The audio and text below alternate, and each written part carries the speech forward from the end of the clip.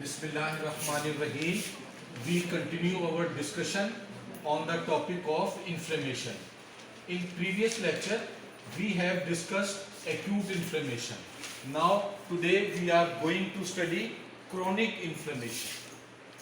Students, chronic inflammation is that type of inflammation in which the tissue injury caused by stimulus remains for a longer period of time, or in simple words we can say that the stimulus causing tissue injury continues to injure the tissues.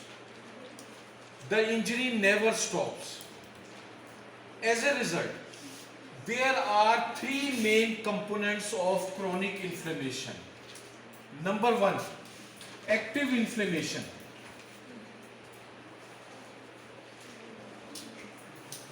Active inflammation, it means inflammation is going on. Second component of chronic inflammation is tissue damage.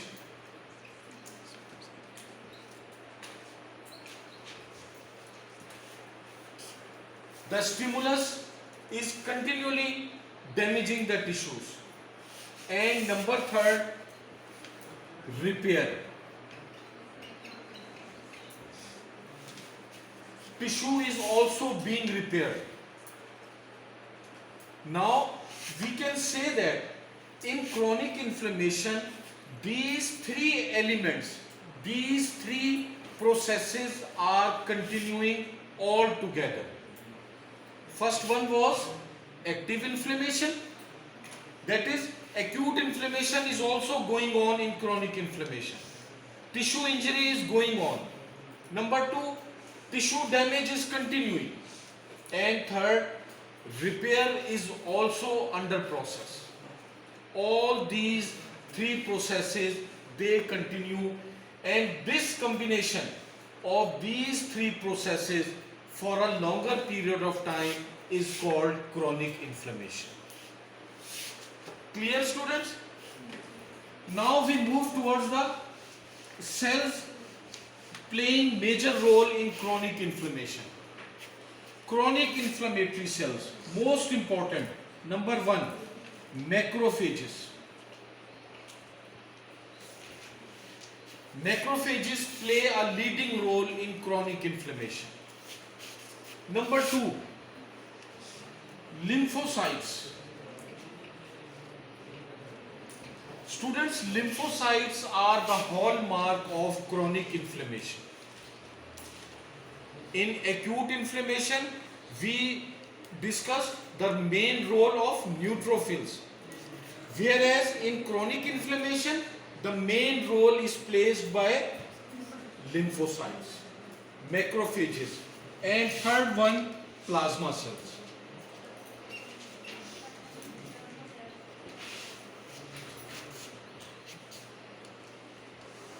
To lesser extent, eosinophils may also be present.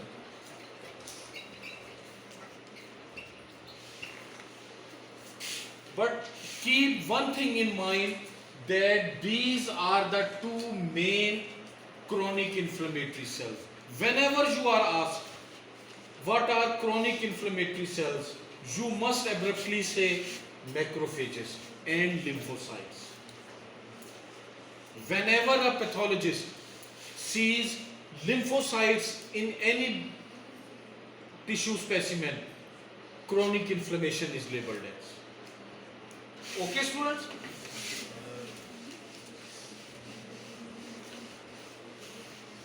Now the products released by macrophages.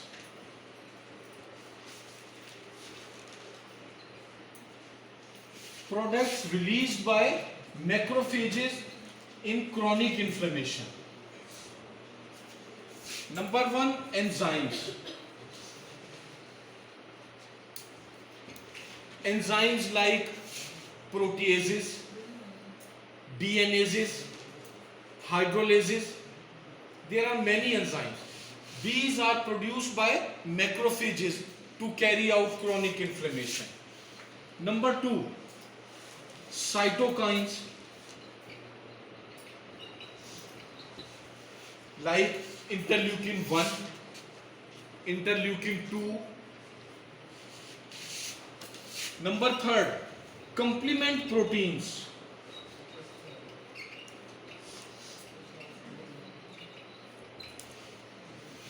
Complement proteins. Some of the complement proteins are also produced by macrophages in the process of chronic inflammation. These complement proteins, these are mostly C1 to C5 complementary proteins.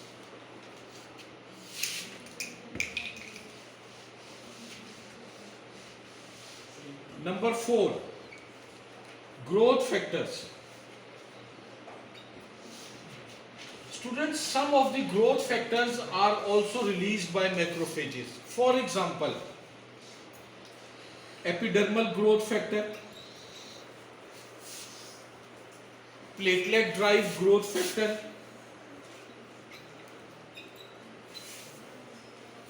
there are different growth factors released by macrophages.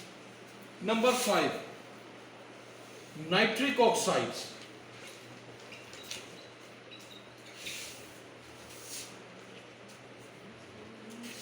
Number 6, oxygen free radicals.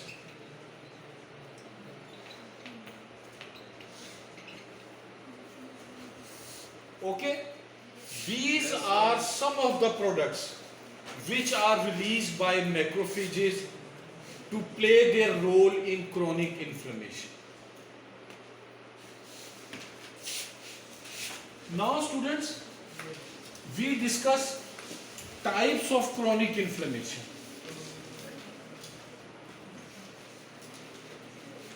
Chronic non-suppurative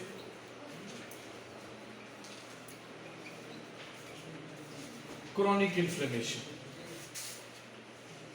These are clinical examples of chronic inflammation, or you can say these are different patterns of chronic inflammation, or you can say there are different types of chronic inflammation, and these types, they depend mainly on the presence of inflammatory cells, chronic non-suppurative cells, inflammation. Number 2, suppurative inflammation.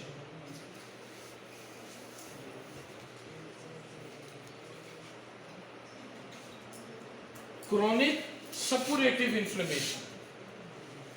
And number 3, granulomatous inflammation.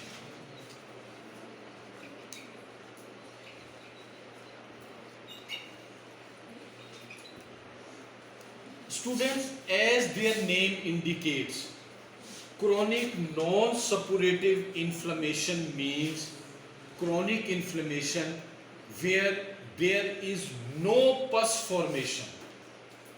There is no collection of pus. Although the inflammation is chronic in nature, but there is no no pus formation. Clinical example is chronic bronchitis. This is the disease in which the inflammation is of chronic type. Suppurative inflammation.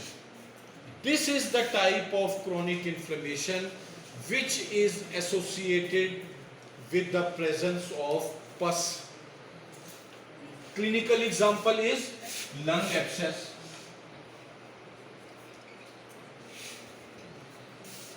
Or you can say any abscess anywhere in the body. Now, granulomatous inflammation. Students, this is a special type of chronic inflammation which is characterized by the presence of granuloma formation.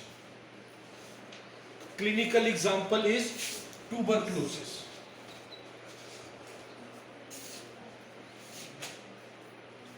Now we discuss what is granuloma. Very frequently asked question in the Viva. What is granuloma?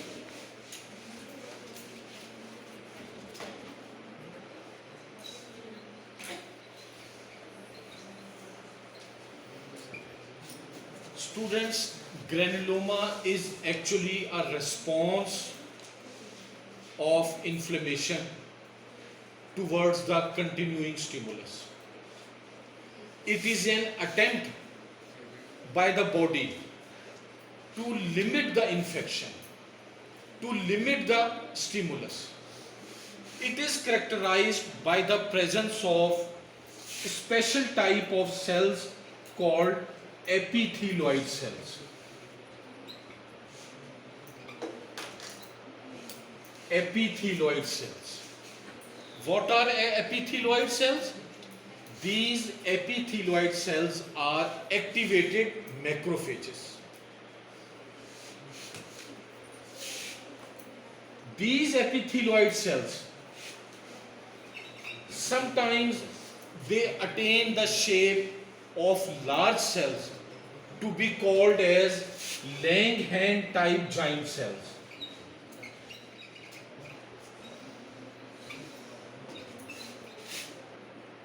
Langerhans type giant cells. These are the epithelioid cells which attain the shape of larger cells. We label them as Langerhans type giant cells. Now students, these epithelioid or Langerhans type giant cells, they are surrounded by lymphocytes,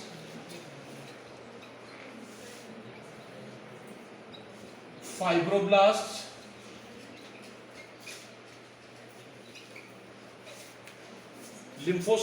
fibroblasts, and surrounding collar of connective tissue. We sum up the structure of granuloma.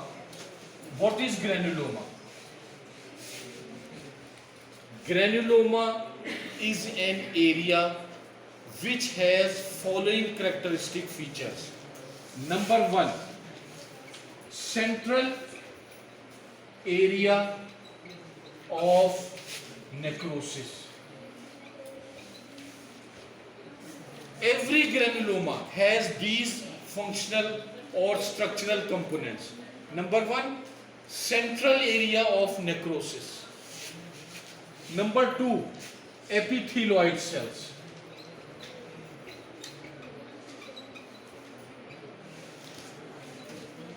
Okay? Surrounded by lymphocytes.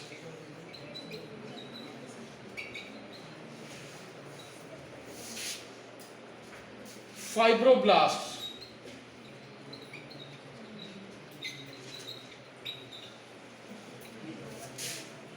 And connective tissue.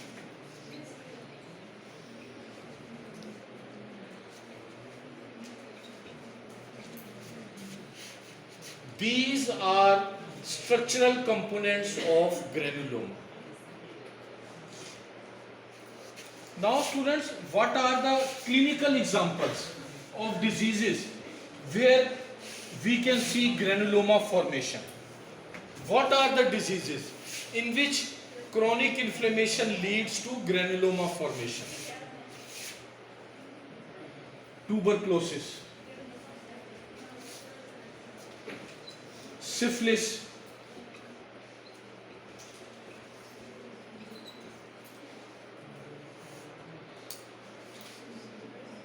leprosy,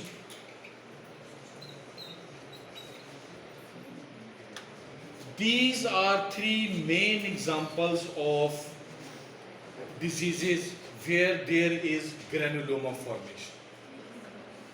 Okay students, thank you very much. This was all about chronic inflammation. Thank you, sir.